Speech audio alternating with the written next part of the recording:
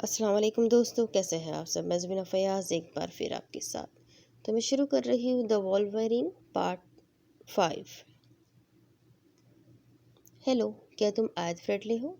آیت تیز تیز قدم اٹھاتی گھر کی طرف بڑھ رہی تھی جب اس کے پاس آ کر ایک لڑکی نے پکارا. یس، آپ کون؟ آیت نے پوچھا.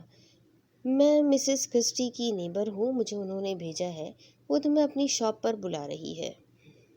مسز کرسٹی وہی عورت تھی جس کی شاپ سے آیت نے گول والی کتاب لائی تھی.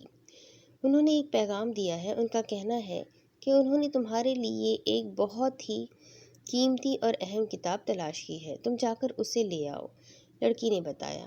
اوہ، کتاب! وہ میرے لیے؟ ہاں، چاہو تو آج ہی چلی جاؤ، وہ لڑکی کہتی اپنے گروپ کی طرف بڑھ گئی جو فاصلے پر کھڑے تھے، جبکہ آیت پریشان ہو گئی. اب دوسری طرف، یہ لو، یہ مشروب پی لو، اور آج تم اس لڑکی کو ختم کر کے ہی لوٹنا، کیونکہ ڈیانا اسے مار نہیں سکتی. جی مالک، کالے سائے نے مشروب پکڑتے ہوئے کہا. اسے پینے سے تم اسے چھو سکو گے. اگر زندہ لا سکتے ہو تو اسے یہاں لے آؤ. میں خود اس محل سے باہر نہیں نکل سکتا، ورنہ اب تک تو اسے... مالک کہتے کہتے رک گیا. کالے سائے نے ایک ہی سانس میں مشروب پیا اور پھر باہر نکل گیا. میں تمہیں جیتنے نہیں دوں گا ابیرہ، تم اپنی بیٹی کے روپ میں لوٹ آئی ہو نا، ہمارا سراغ دنیا کو بتانے. میں تمہیں کبھی کامیاب نہیں ہونے دوں گا. آیت مسز کرسٹی کی شاپ کی طرف بڑھ رہی تھی. اندھیرا پر پھیلا چکا تھا، اکا دکا لوگ ہی نظر آ رہے تھے. تیز برف باری نے لوگوں کو گھروں میں چھپنے پر مجبور کر دیا تھا، جبکہ آیت کو اس سے کوئی فرق نہیں پڑتا تھا. اسے ویسے بھی اس برف باری کی عادت تھی. ابھی وہ مسز کرسٹی کی شاپ سے کچھ ہی دور تھی کہ ایک دم تیز ہوا چلنا شروع ہوئی. دیکھتے ہی دیکھتے وہ طوفان کی شکل اختیار کر گئی تھی. وہ کالا سایہ اسے شاپ کی طرف بڑھنے سے روک رہا تھا، اور آج تو وہ آیت سے ٹکرانے کے لیے ایک خاص مشروب پی کر آیا تھا. آیت کے قدم اکھڑنے لگے. اسے سمجھ نہیں آ رہی تھی کہ کیا ہو رہا ہے. اکا دکا لوگ جو نظر آ رہے تھے وہ بھی طوفان کو دیکھ کر بھاگ گئے تھے. طوفان نے اس کے پاؤں زمین سے اکھاڑ دیے تھے. وہ اب فضا میں اڑ گئی تھی. حیرت یہ تھی کہ وہ پیچھے کی طرف نہیں جا رہی تھی بلکہ اوپر اڑ رہی تھی. یہ کیا ہو رہا ہے؟ آیت نے خود کو نارمل کر کے خود کے پاور استعمال کرنی چاہی، مگر بے سدھ رہی. وہ زمین سے 10 فٹ اونچا اٹھ چکی تھی. تیز ہوا اس کے جسم سے اس کی کھال اتارنے کو بےتاب تھی. اس کا کوٹ اتر کر پیچھے اڑ گیا تھا. اس کے بال کھل گئے تھے. تیز ہوا اس کے چہرے پر دراریں پڑنا شروع ہو گئی تھی. تکلیف کی وجہ سے وہ چیخ رہی تھی. دانیال! بے اختیار ہی آیت کے منہ سے نکلا تھا، اور محل میں موجود وفادار کا دل زور سے دھڑکا. وہ کسی طوفان کی طرح محل سے باہر نکلا. ابیرہ! وہ اسے پکار رہا تھا. وہ اس کی چیخیں سن سکتا تھا. وہ کالا سایہ اب جانے کتنے ہی ہزار فٹ کی بلندی پر آیت کو لے گیا تھا. وہ اس کے سامنے کھڑے ہو کر ہوا کا طوفان اس کی طرف بھیج رہا تھا. بالآخر وفادار اس تک پہنچ چکا تھا. وہ دیکھ سکتا تھا کہ آیت کتنی تکلیف میں ہے. اس کے چہرے پر گال سے ماंس اتر چکا تھا. وہاں ایک زخم بن گیا تھا جس سے خون نکلنا شروع ہو گیا تھا. وہ کالا سایہ اسے بہت ہی دردناک موت مارنا چاہتا تھا. ابیرہ! وفادار گولی کی طرح اس کی طرف بڑھا. وفادار کو سامنے دیکھ کر وہ کالا سایہ ڈر گیا. اتنا ڈر گیا کہ وہ اسے وہیں چھوڑ کر بھاگ گیا. وہ نہیں چاہتا تھا کہ وفادار اسے دیکھے یا پہچانے. آیت بے ہوش ہو چکی تھی. وہ کسی کٹی پتنگ کی طرح نیچے کی طرف گرنے لگی. ہوا کا طوفان ختم ہو چکا تھا. اب وہ ہزاروں فٹ کی بلندی سے نیچے گر رہی تھی.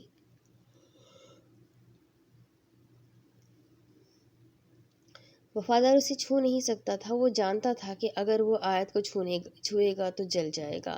وہ نم آنکھوں سے آیت کی طرف بڑھا اور اسے تھام لیا. اسے تھامنے کی دیر تھی کہ وفادار کے جسم میں آگ لگنا شروع ہو گئی. یہ آگ اس کے ہاتھوں سے شروع ہوئی تھی اور پورے جسم کو لپیٹ رہی تھی. اس آگ سے آیت کو کوئی نقصان نہیں پہنچ رہا تھا، لیکن تکلیف کے باعث وفادار کا چہرہ سرخ ہو گیا تھا. اس کی سرخ آنکھوں سے ایک آنسو کا قطرہ پسلا اور آیت کے گال پر گرا، جہاں سے ایک چھوٹا سا گوشت کا ٹکڑا اترا تھا. تیزی سے وہ زخم بھرنے لگا. آیت وفادار نے پہلی بار اس کا نام لیا تھا۔ کتنا ترسا تھا وہ یہ نام لینے کو۔ جانتا تھا اگر یہ نام لیں گے تو آگ اس کے چہرے کو لپیٹ لے گی، اور اب بھی ایسے ہی ہوا تھا۔ وہ آگ جلا رہی تھی، تکلیف دے رہی تھی، مگر وہ درد اسے اس سکون سے کم محسوس ہو رہا تھا جو سکون اس وقت آیت کو اپنے حصار میں لے کر اسے محسوس ہوا تھا۔ آیت وفادار نے ایک بار پھر اسے پکارا اور پھر اسے خود میں بھینچ لیا۔ جانے وہ دونوں ہواؤں کے رحم پر کہاں جا رہے تھے۔ وفادار کی آیت کو چھوتے ہی اڑنے کی صلاحیت ختم ہو گئی تھی۔ وہ اس کے ساتھ ہی نیچے آ رہا تھا۔ آگ نے اس کو لپیٹ رکھا تھا۔ وہ آگ اسے جلا تو رہی تھی، تکلیف تو دے رہی تھی، مگر ختم نہیں کر پا رہی تھی۔ وہ آیت کو چھوڑ نہیں سکتا تھا۔ تھوڑی دیر بعد اسے زمین نظر آنے لگی، ایک عمارت اور درخت۔ وفادار کی آنکھیں بند ہونا شروع ہو گئی تھی اور پھر اسے کچھ ہوش نہ رہا۔ اب دوسری طرف، یہ کیا کر رہی ہے آپ صفیہ بی؟ مایا نے صفیہ بی سے پوچھا، جو ہاتھ میں ایک گلاس پانی لیے اسے دیواروں پر چھڑک رہی تھی۔ دم کیا ہوا پانی ہے مایا بیٹیا، مجھے لگتا ہے اس گھر پر اور رادھا پر سایہ ہو گیا ہے، شیطان مردود سے بچنے کے لیے چھڑک رہی ہوں، صفیہ بی نے جواب دیا۔ آیت کہاں ہے؟ مایا کو اچانک خیال آیا۔ پتہ نہیں، وہ تو گھر نہیں آئی، صفیہ بی نے جواب دیا۔ تبھی وہاں رادھا آئی، سپاٹ چہرے کے ساتھ۔ صفیہ بی نے دم کیا ہوا پانی جان بوجھ کر رادھا پر بھی چھڑکا۔ رادھا کو نہیں پتا تھا کہ کیا ہو رہا ہے۔ پانی کے گرتے ہی اس کے جسم میں ایک جھٹکا سا لگا اور اس نے خوفناک چیخ ماری۔ صفیہ بی ڈر کر پیچھے ہوئی۔ رادھا سرخ آنکھوں اور خوفناک چہرے کے ساتھ صفیہ بی کی طرف بڑھی۔ صفیہ بی نے جیسے ہی رادھا کا چہرہ دیکھا، اس کے تو ہوش ہی اڑ گئے۔ میں نے کہا تھا نا کہ رادھا کو کچھ ہو گیا ہے، صفیہ بی نے مایا سے کہا، جو حیران نظروں سے رادھا کو دیکھ رہی تھی۔ صفیہ بی کے ہاتھ میں ابھی بھی پانی کا گلاس تھا۔ جیسے ہی رادھا نے صفیہ بی پر حملہ کیا، صفیہ بی نے پانی کا گلاس رادھا پر گرا دیا۔ وہ چیخ مار کر پیچھے ہٹی۔ اب اس کے منہ سے گھرانے کی عجیب سی آوازیں آ رہی تھی۔ رادھا نے سیڑھیوں کی طرف بھاگنا چاہا، تبھی اچانک اس کے سامنے مایا آئی۔ چلانے کی آواز سن کر رامو کاکا اور گرینی بھی لاؤنج میں آ گئے تھے۔ وہ دونوں بھی پھٹی پھٹی نگاہوں سے رادھا کو دیکھ رہے تھے۔ رادھا، یہ تم کیا کر رہی ہو؟ رامو کاکا نے اپنی بیٹی کو پکارا۔ رادھا نے جب ایک طرف مایا اور دوسری طرف صفیہ بی کو دم کیا ہوا پانی ہاتھ میں پکڑے دیکھا تو اچھل کر چھت سے چپک گئی، بالکل ایسے جیسے چھپکلی چپکتی ہے۔ وہ جان گئی تھی کہ مایا ایک عام انسان نہیں ہے، لیکن مایا اپنے گھر والوں کے سامنے کچھ نہیں کر سکتی تھی۔ اگر وہ رادھا کا سامنا کرتی تو سب کو پتہ چل جاتا، اور یہی وہ نہیں چاہتی تھی۔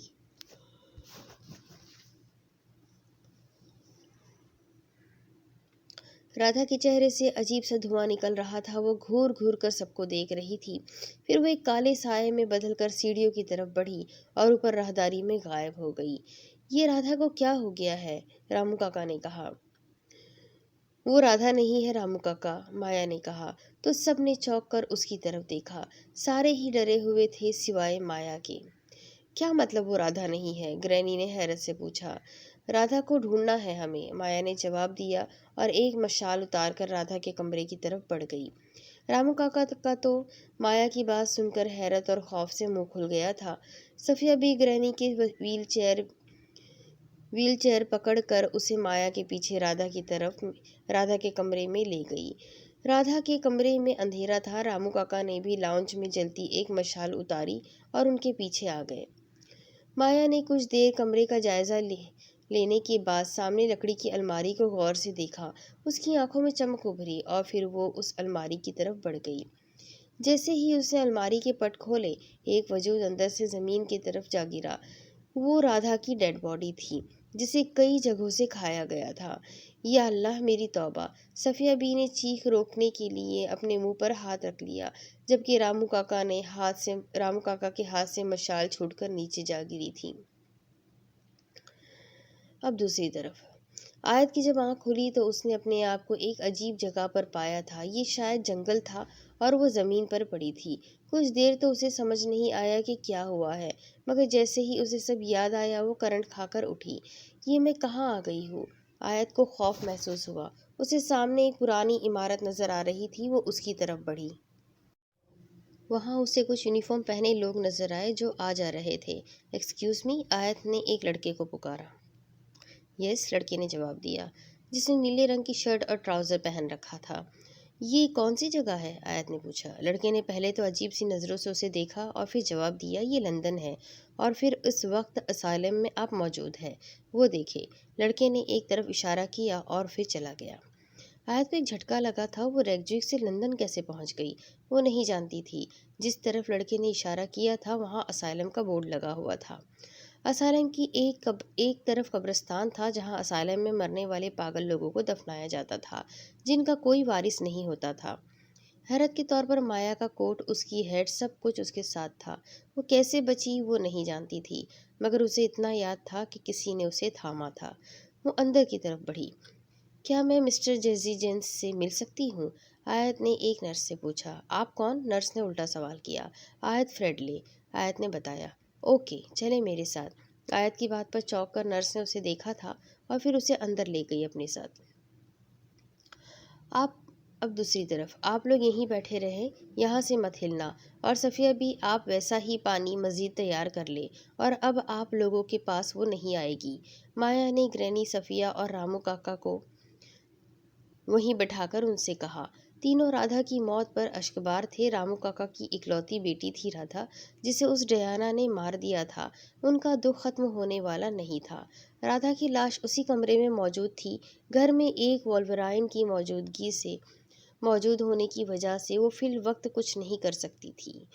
تم کہاں جا رہی ہو مایا؟ گرینی نے اس سے باہر کی طرف بڑھتے دیکھا تو پوچھا۔ میں آیت کو ڈھونڈنے جا رہی ہوں، کہیں وہ کسی خطرے میں نہ پڑ جائے، مایا نے جواب دیا اور باہر نکل گئی۔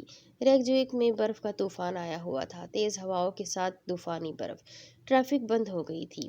مایا جان گئی تھی کہ اس کے گھر میں اس وقت ایک وولورائن موجود ہے، اور وہ یہ بھی جان گئی تھی یہ وجہ آیت تھی، اور وہ یہ بھی جان گئی تھی کہ وجہ آیت کیوں تھی، کیونکہ اس نے وولورائن کا سراغ لگا کر ان پر ایک کتاب لکھنا شروع کر دی تھی۔ اسے جلد از جلد آیت، جیکب، ایرک اور ڈینیال کو ڈھونڈنا تھا۔ میں اسے ختم کر دیتا مالک، لیکن وفادار جانے کہاں سے درمیان میں آ گیا۔ وفادار پاگل ہو گیا ہے، جاؤ تم یہاں سے، آقا نے انتہائی کرب کی حالت میں جواب دیا۔ ایسا لگتا تھا جیسے وہ بہت تکلیف میں ہے۔ وفادار، تم سمجھ کیوں نہیں رہے ہو؟ تمہاری جان کے ساتھ ہماری زندگیاں جڑی ہے۔ آقا نے وفادار کو مخاطب کیا جو جانے اس وقت کہاں تھا۔ کچھ دیر سوچتا رہا اور پھر اٹھ گیا۔ اب اس کے پاس ایک ہی حل تھا جو اسے جلد از جلد کرنا تھا۔ اب دوسری طرف، یقین نہیں ہوتا، ایسا لگتا ہے جیسے ابیرہ فریڈلے میرے سامنے بیٹھی ہو، جیسی جینس نے آیت سے کہا۔ یقین کر لیں مسٹر جینس، اور مجھے میری ماں کے متعلق سب کچھ جاننا ہے۔ کیا آپ مجھے بتا سکتے ہیں؟ ہاں، پر کیا پر؟ آیت نے سرد لہجے میں پوچھا۔ بتاتا ہوں۔ جیسی جینسن اٹھ کر ایک الماری کی طرف بڑھ گیا، جبکہ آیت غور سے اسے دیکھ رہی تھی۔ آیت کہاں ہے؟ جیکب نے مایا سے پوچھا۔ مجھے نہیں پتا، میں خود اسے ڈھونڈ رہی ہوں، مایا نے پریشانی سے جواب دیا۔ ہے مایا، کہاں گم ہو یار؟ ایرک بھی ان کی طرف بڑھا۔ وہ لوگ کالج سے ہاسٹل کے باہر کھڑے تھے۔ ایک پرابلم ہو گئی ہے، مایا نے کہا۔ کیا؟ کیسی پرابلم؟ ایرک نے پوچھا۔ ہمارے گھر میں ایک وولورائن موجود ہے۔ واٹ؟ مایا کی بات پر وہ دونوں چونکے۔ ہاں، اور آیت غائب ہے، مایا نے بتایا۔ چلو ہم دیکھتے ہیں، ایرک نے کہا۔ نہیں، اس طرح ہماری اصلیت سب پر ظاہر ہو جائے گی، ہمیں کچھ اور کرنا ہوگا، مایا نے جواب دیا۔ سب سے پہلے تو ہمیں آیت کو ڈھونڈنا چاہیے، وہ کسی پرابلم میں نہ ہو، جیکب نے کہا۔ ہاں، یہ ٹھیک کہہ رہا ہے، ایرک نے جیکب کی تائید کی۔ چلو پھر اس کا سراغ کہاں ملے گا میں جانتی ہوں، مایا نے جواب دیا۔ ہمیں جنگل میں پہنچنا ہے ابھی۔ ہاں چلو پھر، جیکب نے چلنا شروع کیا، جبکہ ایرک اور مایا کھڑے رہے۔ کیا ہوا؟ تم لوگ چل کیوں نہیں رہے ہو؟ جیکب نے حیرت سے پوچھا۔ اس کی بات پر ایرک اور مایا دونوں مسکرائے، پراسرار سی مسکراہٹ، اور پھر وہ دونوں اوپر اٹھے۔ جیکب دونوں کو دیکھ کر حیران رہ گیا۔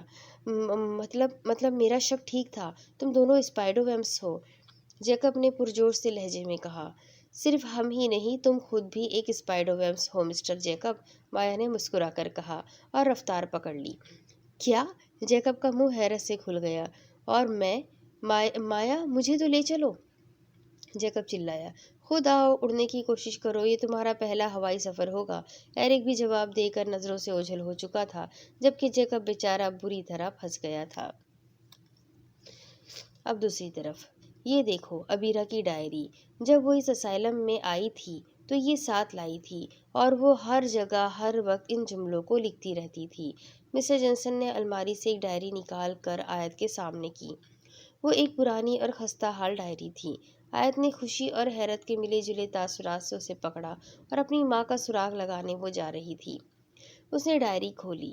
ان the name of Allah, most gracious, most merciful, Ayat نے زیر لب پڑھا۔ ان کے مرنے کے بعد ہم نے اسے یہیں دفنا دیا تھا، تمہارے فادر سے پوچھنے کے بعد۔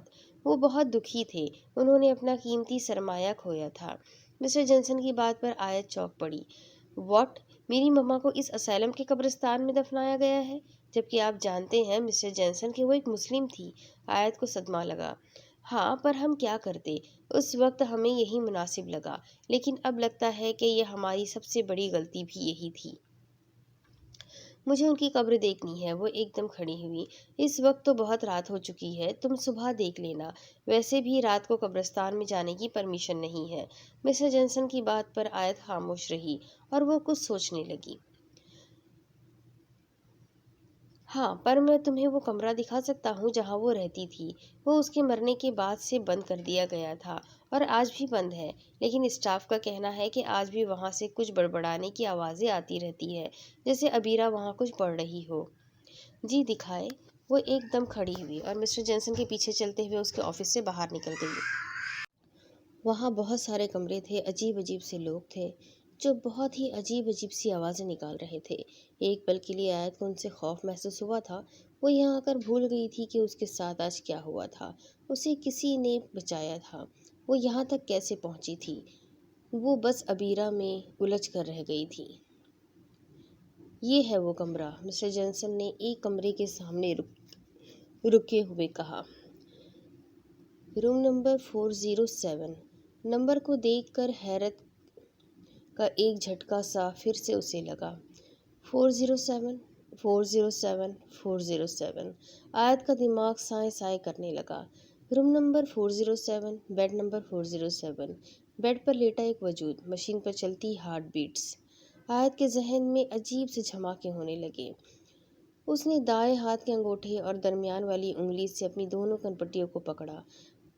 Daniyal, room number 407، bed number 407۔ Ayat کو لگ رہا تھا جیسے وہ جاگتے میں کوئی خواب دیکھ رہی ہو۔ یہ لے مس فریڈلے، روم کھل گیا۔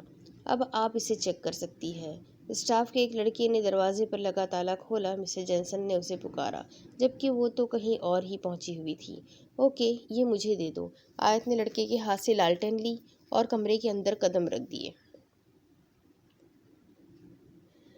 جیسے ہی آیت نے اندر قدم رکھے، ایک ہوا کا جھونکا اس سے ٹکرایا اور ایک عجیب سا احساس چھوڑ گیا۔ لالٹین کی دھیمی دھیمی روشنی نے کمرے کے اندھیرے کو تھوڑا کم کیا۔ کمرے کی ہر چیز ڈھیر و ڈھیر گرد کی تہہ جمی تھی۔ ابیرہ کے جانے کے بعد ہم نے اس کمرے کو بند کر دیا تھا، دوبارہ کبھی نہیں کھولا۔ آج کھولا ہے، مسٹر جنسن نے بتایا۔ ان کے لہجے میں بھی ڈر شامل تھا۔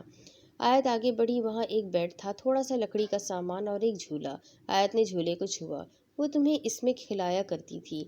آیت کی جھولے کو دیکھ کر آنکھیں نم ہوئی، لیکن وہ خود پر ضبط کر گئی۔ وہ چاروں طرف ہی دیکھ رہی تھی۔ جب اس کی نظر سامنے دیوار پر پڑی، آیت لالٹن لیے دیوار کی طرف بڑھی۔ کمرے کی دیواروں پر ہر جگہ کچھ لکھا تھا، کچھ انگلش میں، جسے وہ پڑھ سکتی تھی، لیکن سمجھ نہیں پا رہی تھی کہ یہ جملے کہاں سے لکھے تھے۔ ابیرہ نے۔ وہ ہر وقت ان جملوں کو پڑھتی رہتی تھی، تم پر پھونکتی رہتی تھی۔ شاید وہ تمہیں کسی چیز سے بچانا چاہتی تھی۔ مسٹر جنسن اسے ایک ایک بات بتا رہے تھے۔ مسٹر جنسن، میری مما کو اس قبرستان سے نکالا جائے، آیت نے ایک دم پلٹتے ہوئے کہا۔ اس کے لہجے میں سرد مہری تھی۔ واٹ؟ مسٹر جنسن حیران ہوئے۔ یس، اگر آپ چاہتے ہیں کہ آپ کا اسائلم सेफ रहे तो आप ये काम आज ही करना होगा, वरना नतीजे के जिम्मेदार आप खुद होंगे। मिस्टर जॉनसन ने देखा और महसूस किया कि वो लड़की अबीरा से मुशाबहत रखती है, लेकिन ना तो वो उसकी तरह डरपोक थी और ना कम हिम्मत। उसका लहजा अटल था। ओके, मिस्टर जॉनसन ने कुछ सोचते हुए कहा और कमरे से बाहर निकल गए। माया और एरिक दूसरी तरफ। माया और एरिक जंगल में पहुंचे तो वहां डैनियल, लैला, जिम और मिसेस और मिसेस पार्कर मौजूद थे। मिस्टर और मिसेस पार्कर सब मौजूद थे। वो उन्हीं का इंतजार कर रहे थे। क्या खबर है? माया ने डैनियल से पूछा। कोई भी महल से बाहर नहीं निकला, डैनियल ने जवाब दिया। एरिक आगे बढ़ा और गौर से महल को देखने लगा। वो लोग महल से काफी फासले पर खड़े थे। मैं उन्हें देख सकता हूँ, वो तादाद में बहुत ज्यादा है, एरिक ने बताया। तभी अचानक एक चीख उभरी और कोई धड़ाम से उनके पीछे गिरा। एक पल के लिए तो वो सब डर गए थे। डैनियल उसे पकड़ने के लिए आगे बढ़ा। ये उड़ना इतना मुश्किल नहीं ये उड़ना इतना मुश्किल क्यों है? माया, तुमने मुझे धोखा दे दिया, मुझे अकेला छोड़ आई। जैकब की आवाज़ उभरी। वो भी गिरता पड़ता वहां तक पहुंच चुका था। दरख्तों में टकराने की वजह से उसे काफ़ी खराशें आई थी, जो अलबत्ता तेज़ी से गायब भी हो रही थी। अगर तुम ना बोलते तो मैं अभी तुम्हारा काम तमाम कर देता, डैनियल ने जैकब को घूरते हुए कहा। ऐसे कैसे कर देते? भाई, मैं एक स्पाइड हूँ, जैकब ने इतरा कर जवाब दिया। तुम आहिस्ता आहिस्ता ट्रेन हो जाओगे, लैला ने मुस्कुराकर जैकब से कहा, जो गिरने के बाद भी काफ़ी पुरजोश नजर आ रहा था। हम उनका मुकाबला नहीं कर सकते। जितने इस शहर में इंसान हैं, उतने ही इस महल में वॉल्वराइन्स हैं, एरिक ने बताया। और हम लोग सिर्फ 7 हैं, माया ने सबकी तरफ देखते हुए कहा। आयत भी है, वो अजीब सी पावर्स रखती है, जैकब ने टांग अटकाई।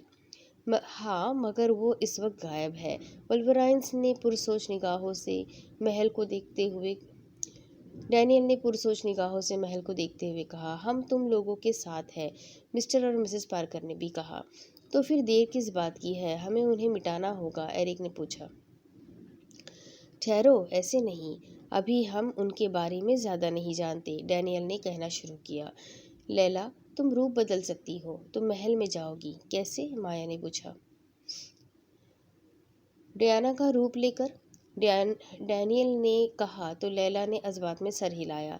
महल और वॉल्वराइन्स के मुतालिक हर रिपोर्ट हासिल करना तुम्हारी जिम्मेदारी है। ओके, मैं तैयार हूँ, लैला ने पूरे एतमाद से कहा। अपना ख्याल रखना लैला, मिसेस पार्कर ने कहा। शायद उनके दिल में कहीं डर था। डोंट वरी मैम, लैला मुस्कुराई। जाओ फिर, बेस्ट ऑफ लक, डैनियल ने संजीदा लहजे में कहा तो लैला 2 कदम पीछे हटकर खड़ी हुई। उसकी आंखों में एक चमक उभरी और फिर वो एक काला साया बनकर उड़ गई। अब हमें क्या करना होगा? मिस्टर पार्कर ने पूछा। अब आप लोग घर जाएं, अंकल, और हमारे अगले प्लान का इंतज़ार करें, डैनियल ने कहा तो मिस्टर और मिसेस पार्कर वहाँ से चले गए। जब जैकब और जिम, तुम दोनों आयत की वल्वराइन्स पर लिखी गई किताब पढ़ो। उसने जितना भी लिखा है, हर चीज़ को ध्यान से अपने दिमाग में बिठा लो, डैनियल ने उन दोनों को कहा। जैकब तो किताब का नाम सुनकर ही खुश हो गया। और हमें शहर को डियाना और बाकी वल्वराइन से बचाने के लिए कुछ करना होगा, क्योंकि डियाना अब कुछ भी कर सकती है। उसे महल तक पहुंचने से भी रोकना होगा, डैनियल ने माया और एरिक से कहा तो वो दोनों ने इस में सर हिलाया। वो सभी तैयार थे हर काम के लिए। आधे घंटे की मेहनत के बाद अबीरा का ताबूत इस ईसाइयों की कब्रिस्तान से निकाल लिया गया था। आयत को इंतहा का दुख हुआ जब उसने इस ताबूत को देखा। उसके अंदर उसकी माँ थी, यही ख्याल दिल चीर रहा था। फिर एक मुसलमानों का कब्रिस्तान ढूंढकर वहां उसे दफनाया गया। आयत को लगा जैसे आज उसकी माँ की मौत हुई है। उसकी आंखों से आंसू जब्त के बावजूद जारी हो रहे थे। वो नहीं जानती थी कि आगे क्या करना है। आज रात कहाँ रुकोगी तुम? मिस्टर जॉनसन ने पूछा। पता नहीं, अभी कोई अरेंज नहीं किया। असाइलम में ही रुक जाओ, वहाँ एक छोटा सा गेस्ट हाउस है, मुझे अच्छा लगेगा। मेरे दोस्त की बेटी मेरी मेहमान बने।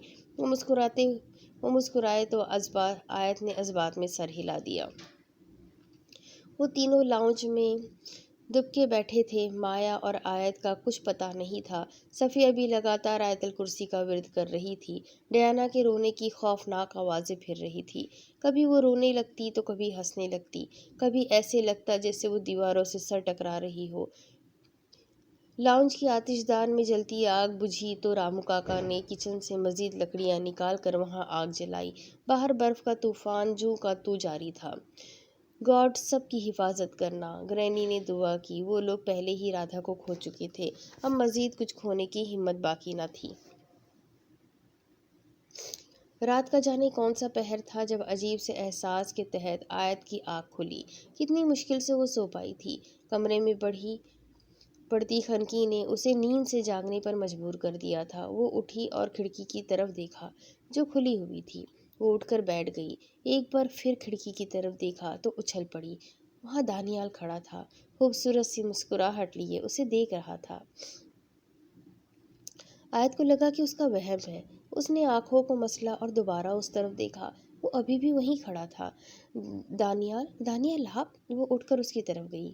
کیسا لگ رہا ہے یہاں آ کر؟ وہ مسکرایا تو آیت کو حیرت ہوئی۔ لیکن آپ یہاں کیسے؟ وہ پھٹی پھٹی نظروں سے اسے دیکھ رہی تھی۔ واپس چلے ریگجویک؟ اسے تمہاری ضرورت ہے، دانیال نے الٹا سوال کیا۔ جیسے ہی وہ آیت کے قریب آیا تو ٹھنڈک کا احساس کم ہوا۔ چلو، دانیال نے اپنا ہاتھ اس کی طرف بڑھایا، جسے آیت نے ایک ٹرانس کی کیفیت میں تھام لیا تھا۔ وہ شخص اسے شروع دن سے پسند تھا، پراسرار سا، پروقار سا۔ جیسے ہی آیت نے دانیال کا ہاتھ تھاما، اس کے ہاتھ میں آگ لگ گئی۔ آیت نے ڈر کر ہاتھ پیچھے کھینچا، مگر دانیال نے نہیں چھوڑا، بلکہ ایک جھٹکے سے اسے اپنے قریب کر لیا۔ آج دور مت جانا، وہ کہہ رہا تھا۔ دانیال نے اس کا ہاتھ پکڑ کر اپنے کندھے پر رکھا۔ آگ لگ گئی تھی۔ یہ کیا ہو رہا ہے؟ آیت نے فوراً ہاتھ ہٹایا۔ کچھ مت پوچھو، بس خاموش رہو، تمہیں سب کچھ خود ہی پتہ چل جائے گا۔ دھیرے دھیرے آگ اس کے جسم کو لپیٹ رہی تھی۔ کھلی ونڈو سے وہ اسے لے کر باہر نکل آیا تھا۔ اسے کمر سے تھامے وہ فضا میں بلندی پر جا رہا تھا۔ آیت اس کی نم آنکھوں کو دیکھ رہی تھی، جن میں تکلیف کے آثار نمایاں تھے۔ کون ہو تم؟ آیت نے پہلی بار اسے تم کہا۔ اس کا لہجہ بھیگا ہوا تھا۔ عجیب محبت تھی، وہ جل رہا تھا اور وہ پگھل رہی تھی۔ بتاؤ نا، کون ہو تم؟ اب کی بار آیت کے لہجے میں نمی اور غصے کے ساتھ بے بسی شامل تھی۔ وفادار، اپنی قوم کا وفادار، وہ دھیرے سے کہہ رہا تھا۔ تم ایک آیت کے گلے میں آنسو کا گولہ سا اٹک گیا تھا۔ وہ بول نہ پائی۔ ہاں، میں ایک وولورائن ہوں۔ وہ پھیکی سی ہنسی ہنس دیا۔ پلیز مجھے نیچے اتارو، پلیز، آیت رو دی تھی۔ مجھے تکلیف نہیں ہو رہی۔ جھوٹ بول رہے ہو تم جل رہے ہو، آیت چیخی۔ جل جاؤں تو اچھا ہے، وہ پھر مسکرایا۔ تم پاگل ہو دانیال۔ ہاں، ابیرہ کو چاہا تھا، تمہارے لیے پاگل ہوں، میرے لیے تم ابیرہ ہو، میرے لیے تم واپس آئی ہو۔ ابیرہ کے نام پر آیت چونکی۔ اس نے سر سے پاؤں تک دانیال کو دیکھا جو آگ میں لپٹا تھا، مگر کمال تھا وہ آگ آیت کو نہیں چھو رہی تھی۔ بہت اچھا انتظام کر کے گئی ہے ابیرہ، تمہیں مجھ سے دور رکھنے کے لیے، وہ کہہ رہا تھا، جبکہ آیت کو سب دھندلا دھندلا سا محسوس ہونے لگا۔ پورے محل میں بھوچال آیا ہوا تھا۔ آقا کسی زخمی شیر کی طرح تڑپتا پھر رہا تھا۔ ایسا لگ رہا تھا جیسے اس کے جسم سے کچھ لپٹا ہو جو اسے تکلیف پہنچا رہا تھا۔ وفادار، وہ دہاڑا، مگر وفادار وہاں نہیں تھا۔ وہ جہاں بھی تھا تکلیف میں تھا۔ وہ پاگل تھا یا یہ آقا جانتا تھا۔ اس کے پاگل پن کا مظاہرہ وہ دیکھ سکتا تھا۔ وہ آگ میں لپٹا تھا، جل رہا تھا اور ساتھ آقا کو بھی جلا رہا تھا۔ آقا تڑپتے ہوئے ایک الماری کی طرف بڑھا، اسے کھولا اور اندر سے ایک پتلا نکالا، ایک چھوٹا سا پتلا۔ وہ وفادار، تمہارے ساتھ آج بھی ویسا ہی کرنا پڑے گا جیسا 20 سال پہلے کیا تھا۔ اور آقا نے وہ پتلا کمرے میں بنے ایک کنویں میں پھینک دیا۔ وفادار کو روکنے کا ایک یہی طریقہ تھا۔ ادھر دانیال کو ایک زور کا جھٹکا لگا۔ اس نے کرب سے آنکھیں بند کی۔ کیا ہوا دانیال، تم ٹھیک ہو؟ آیت نے پوچھا، مگر دانیال نے کوئی جواب نہیں دیا۔ تبھی آیت کو ایک احساس ہوا، اس کے پاؤں زمین کو چھو گئے تھے۔ اس نے چونک کر آس پاس دیکھا تو وہ اسی جگہ پر کھڑے تھے جہاں سے وہ غائب ہوئے تھے، مسز کرسٹی کی شاپ سے کچھ فاصلے پر۔ وہ ایک جھٹکے سے دانیال سے الگ ہوئی۔ دانیال کسی تکلیف سے دانیال کسی تکلیف کے زیر اثر تڑپنے لگا تھا۔ اس کو لگی آگ بجھ چکی تھی اور اب ایک عجیب سا دھواں اس کے جسم سے نکل رہا تھا۔ آیت بس اسے دیکھ رہی تھی بے بسی سے۔ وہ نیچے گھٹنے ٹیک کر بیٹھ چکا تھا۔ ایک نظر آیت کو دیکھا۔ محبت وقت کی قید سے آزاد ہوتی ہے۔ نام بدل جانے سے روح نہیں بدل جاتی۔ تمہیں صدیوں پہلے بھی چاہا تھا، برسوں بعد بھی چاہتا ہوں اور صدیاں گزر جانے کے بعد بھی چاہوں گا۔ دانیال آیت نے بے بسی سے پکارا۔ وہ اس کی بات سن کر رو دی تھی۔ وہ ختم ہو رہا تھا۔ دانیال کو بچا لینا۔ میں نے کہا نا، جسم بدل جانے سے روح نہیں بدلتی، فقط ایک وفادار۔ وہ اتنا ہی کہہ پایا تھا اور پھر کالا سایہ بن کر غائب ہو گیا، جبکہ آیت پھٹی پھٹی نگاہوں سے اس جگہ کو دیکھ رہی تھی۔ دانیال کو بچا لینا، دانیال نے کہا تھا۔ اسے کچھ سمجھ نہیں آیا تھا۔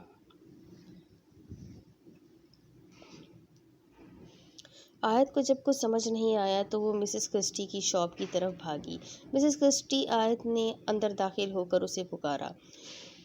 میں تمہارا ہی انتظار کر رہی تھی، مسز کرسٹی نے کتابوں کے ایک شیلف کے پیچھے سے نکل کر جواب دیا۔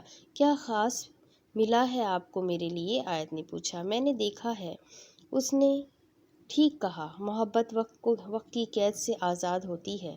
مسز کرسٹی کی بات پر آیت ٹھٹکی۔ یہ لو، یہ کتاب تمہارے بہت کام آنے والی ہے۔ مسز کرسٹی نے ایک موٹی پرانی سی کتاب اس کی طرف بڑھائی جس پر ایک موٹی سی جلد موجود تھی۔ آیت نے اسے تھام لیا۔ اب جلدی جاؤ، تمہاری فیملی خطرے میں ہے، مسز کرسٹی نے کانپتی آواز میں کہا، اور آیت بنا کوئی سوال کیے کتاب لے کر وہاں سے پلٹی۔ اب وہ گھر کی طرف بھاگ رہی تھی۔ اب اس کے آگے کی سٹوری میں آپ کو اگلی قسط میں سناتی ہوں۔ آگے کیا ہوگا یہ جاننے کے لیے میرے ساتھ بنے رہیں۔ اگلی قسط میں پھر ملیں گے، تب تک کے لیے اللہ حافظ۔